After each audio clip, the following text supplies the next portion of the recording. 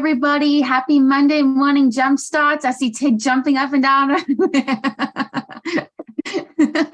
Hi, Ted. How are you? I'm good. I feel like we've been talking about a lot of topics, the series that come up a lot. So last week we talked about fear, which is a big one that we've covered a lot. And I feel like every time I get on a webinar with AWAI, like newer members that are not super familiar, it's always like, how quick can I do this? How do I get there fastest? I have this finite amount of time. Like, what is the fastest route to where I want to go? And even though you're not a writer, Ted, I know you have a lot of advice for somebody that's trying to get somewhere really quickly. So what would you say to them? The starting point, right? And I think that's what, because are we talking about the same thing? Like, how do I get my first client? Yes. Et cetera. Like, I hope we're not talking about the get rich quick scheme. Like, no. Become rich as, Now that may happen for some people. They may score the big gigs in the first year of writing, but yeah, those are not the expectations that I would want to set that I'm coaching. But the thing that I think about the most with this is that I think people need proof of concept is the way I like to frame it up.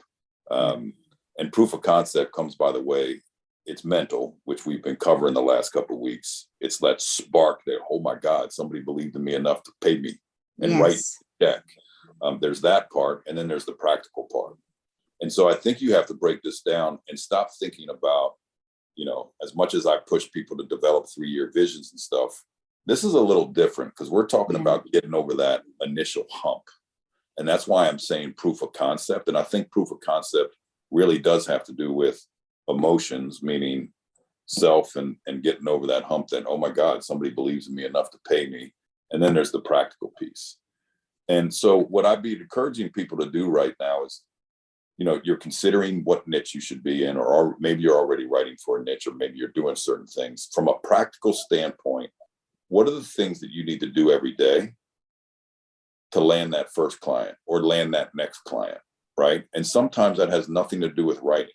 It may have to do with LinkedIn, or it may have to do with really honing in and saying, I want to offer X. Like, let's just take proof of concept for you would be you write a blog for somebody. Doesn't matter what they pay you. Doesn't matter what they all that. We'll get to the knowing your value later, because I think what we're talking about today is just getting started. Right. And so what I'd want from this quick session today is that people start to think about what are the practical things you need to be doing to get proof of concept. And then I want to pay attention, and then I want them to pay attention to when proof of concept comes, what ignites inside of them. And that's the emotional piece, because that's going to be as powerful as getting that first check in a practical way. Something that will ignite you. Wow, somebody wrote me a check. Right? I can do this. I can do this. And so, and this for people a little further down the line, what I'd say to you, if you're looking to expand your business because, you've narrowed in, you have a handful of clients and you're doing X, Y, Z, but you're trying to level up. What's your next proof of concept? How are you going to scale your business by doing X? Right? And then how can you go out and prove that somebody's willing to pay for that? So what are the steps that you're going to have to take to do that? But we're going to have to narrow the focus on this one. But I really want people to understand that nothing's going to happen until you get proof of concept. And when you say proof of concept, where baseline is that you're getting paid to do, or you're getting acknowledged that you're able to do a certain skill that's new, that you're attempting to do. Yes. And that I am the one to be doing it, right? Like I can only use myself. Like you said, I'm not a writer. However, I'm a coach. So proof of concept for me, and this is true story. I think I might have even mentioned on one of these Monday morning Jumpstarts. Proof of concept for me came by the way of, I thought to myself, people are paying people $70 a day.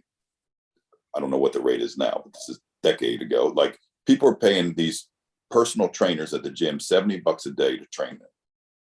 So in my mind, I translate that to, well, I'm going to go see if somebody's willing to pay me $70 a month or $70 a session to get coached. And then I swear to you, that was the starting point. Somebody paid me that $70 fee to coach them. And then all of a sudden I was coaching and I was getting paid. Now that has evolved a lot in the last 10 years, but that was proof of concept for me. I had a check that said Ted Capshaw and Associates on it, and I was coaching somebody, and there was an exchange of money. Okay, this is real. People are willing to pay me to do this, and that's what I want for people. Yeah.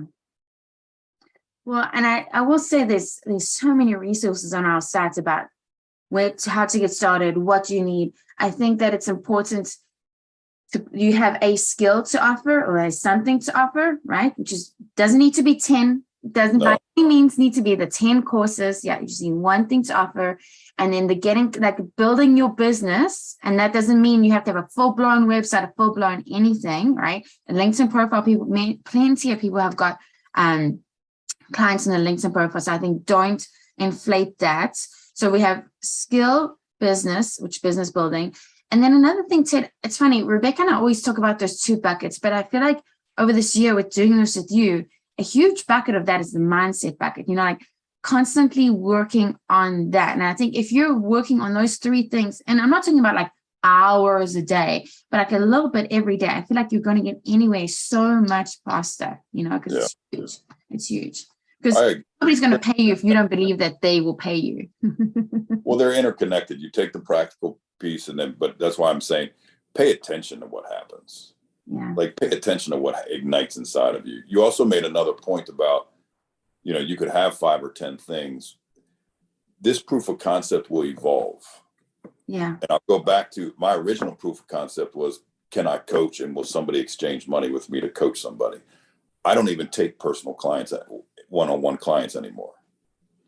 Proof of concept changed. That's what I want people to grab. Like, we're not saying proof of concept, it's the end all be all and what you're going to do in 3 years from now, but we want your foot in the water and we want you to get a check and we want you to go, man, I feel worthy. And that you actually feel that somebody's going to pay you for writing in some capacity. That will evolve. I promise you it will evolve. But you never lose that feeling.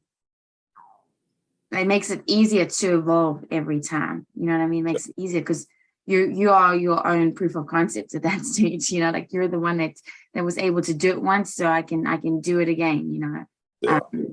So yeah, okay. And there's things you said, the mindset thing, and I know I've said this before on here, but like when I got my papers from the IRS that said I had an EIN, like for any of you that go out there and incorporate for your writing business, something happened. When I ordered, it was like $8.98 to order my first business cards on Vistaprint. I can tell you this happened 11, 12 years ago. When I got those cards in the mail, something happened. Yeah. It was real. It was real. And it was like, you got to go, man. You got to go do this thing. And so start thinking about these little things that could get you started in a very different way and really make this solidify that it's real. I don't want people on the sidelines taking AWAI courses and not doing some of the things that are going to make this very real for them. Yes. So. Okay.